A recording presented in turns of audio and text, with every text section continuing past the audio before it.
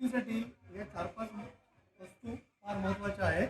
ज्याच्यामध्ये हा आहे भांबुर्डीचा पाला, या तुरीच्या शेंगा, वालपापडीच्या शेंगा, मॅरिनेटेड चिकन आणि अंडी.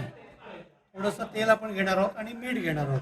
आत्ता सुरुवातीला मी एक थर लावलेला आहे या भांबुर्डीच्या पाल्याचा आणि त्याच्यावर काही शेंगा टाकलेल्या आहेत. आता त्याच्यामध्ये अजून बाकीच्या गोष्टी मी आता हळूहळू फिट करणार आहे.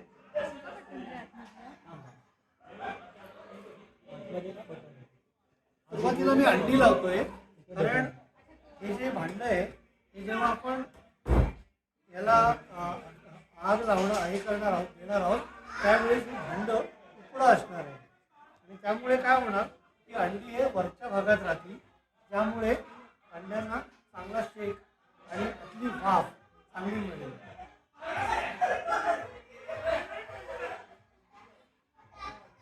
साधारणपणे तर या मडक्याच्या साईज आणि आमची गरज या दोन्हीच्या दृष्टीने आपण याच्यामध्ये 15 अंडी आणि एक 2-1 किलोचं चिकन याच्यामध्ये आपण वापरणार आहोत.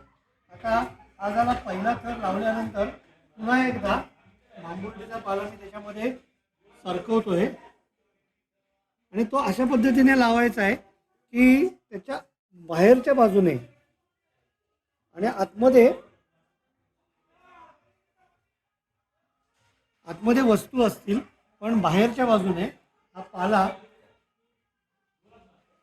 वाफ आतमध्ये कोंडून टाकायला मदत करेल.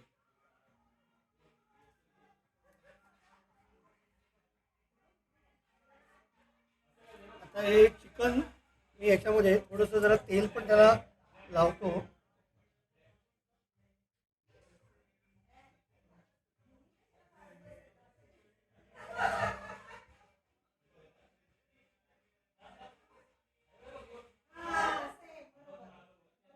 आणि हे चिकनचे पीसेस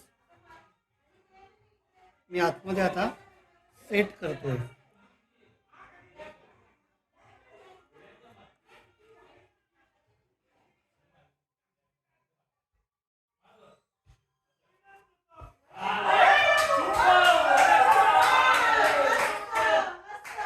जेवढं जास्ती त्याला आतमध्ये आपल्याला वाफ तयार करता येईल आणि मुख्य काय असतं माहिती का, या ज्या वालपापडीच्या शेंगा आहेत ना त्या वाफ निर्माण करतात आणि त्या वाफेच्या साह्याने हा जो आतला जो पदार्थ आहे हा शिजायला मदत होते. पुन्हा एकदा वालपापडीच्या शेंगा, त्याच्या बरोबरीने तुरीच्या शेंगा,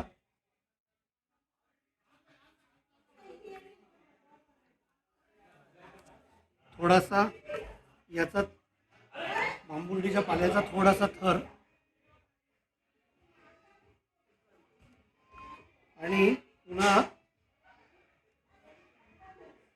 चिकनचे मॅरिनेट केलेले पीसेस.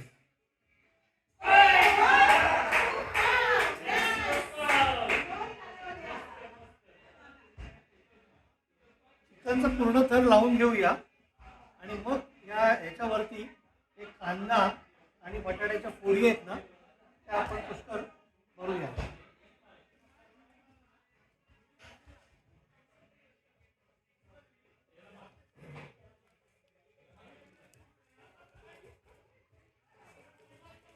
याला मॅरिनेट मी केलेलं नाही आहे, कारण ऑलरेडी आतमध्ये या मॅरिनेशनचा हे जो मसाला आहे ना तो आतमध्ये छानपैकी पसरलेला आहेच. सगळ्यात वरती म्हणजे या मातीच्या भांड्याच्या मुखाशी आपण बटाटे आणि कांदे प्लेस केलेत.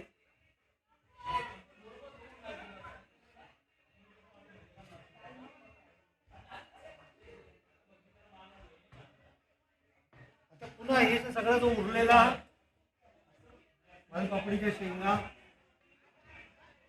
त्याच्यानंतर या तुरीच्या शेंगा,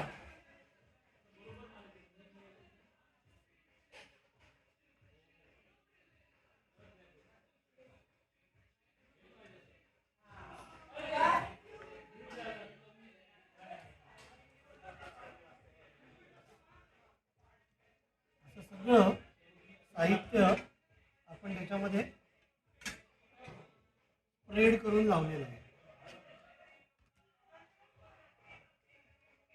आता जो शेवटचा हा जो बंद करायचा आहे ते परत ह्या आपल्या भांबुर्डीच्या पाल्याने आपण त्याचा मुखाचा बंदोबस्त करणार.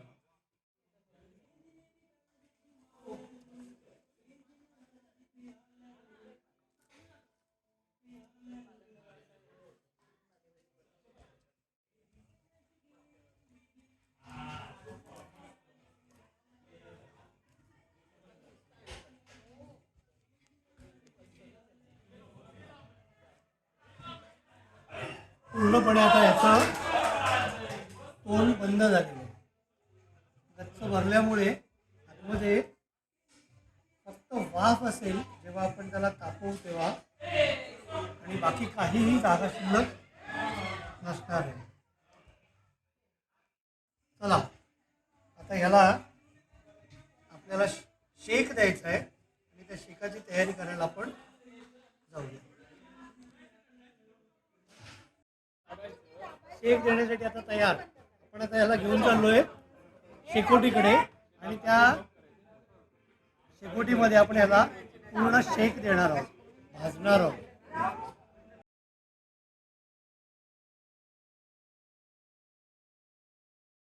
आपण काय केलंय, खाली व्यवस्थित लाकडाची एक छोटीशी मोळी लावली आहे. त्याच्यावरती हा जो मातीचं भांड आहे, माठ आहे, तो उकडा ठेवला आहे, आणि साईडनं बाजूबाजूने या ज्या खलपा आहेत झाडाच्या त्या लावल्या आहेत, आणि वरती परत पालापाचोळा आणि गवत टाकून आपण त्याला चांगला शेक मिळावा म्हणून सगळं हे साहित्य त्याच्यावर टाकत आहोत. एका प्रकारे छोटी होळी असते ना, होळी तशी मोठी शेकोटी आपण करणार आहोत, ज्या योगे 45 ते 50 मिनटं त्याला शेक पुरेपूर व्यवस्थित मिळेल आणि आतले पदार्थ शिजून छानपैकी तयार होतील.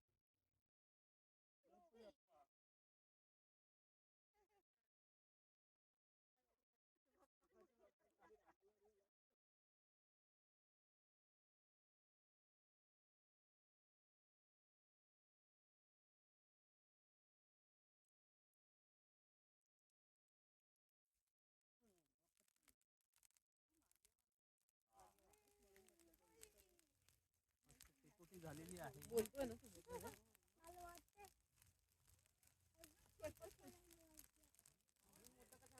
आपला पोपटीचा शेवटचा प्रयत्न, शेवटचा जो उपचार आहे तो झालेला आहे. आता 45 ते 50 मिनिट आपल्याला छान वाट बघायची आहे. मग आपल्याला एक उत्तम पदार्थ खायला मिळणार आहे. मग येत आहे ना खायला, या. पूर्णपणे 45 ते 50 मिनिटाचा अवधी गेला आहे, आणि तुम्ही पाहू शकता या निखाऱ्यांच्या साथीने आपला हा जो पदार्थ आहे पोपटी हा पूर्णपणे तयार झाला आहे. तुम्हाला मी दाखवतो, त्याआधी हा आपण तिकडे घेऊन जाऊया. चला.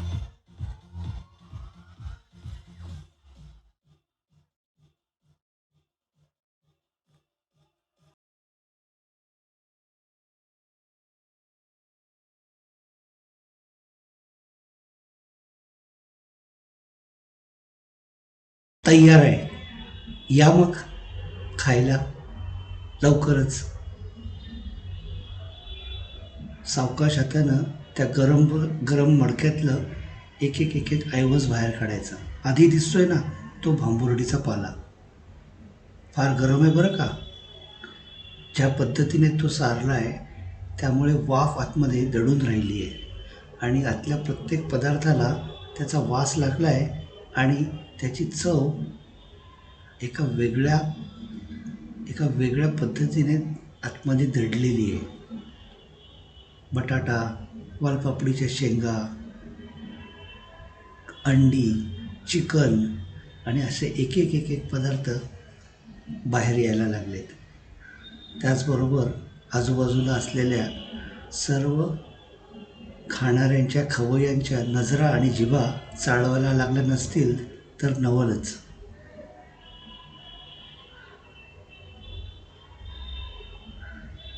पोपटीमध्ये व्हेज पोपटीही लावता येते.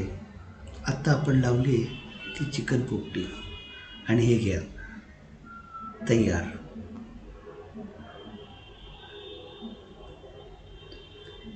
अत्यंत सुरेखपणे पदार्थ तुमच्यासमोर तयार आहेत खायला, आणि मी तुम्हाला खिलवायला तयार आहे.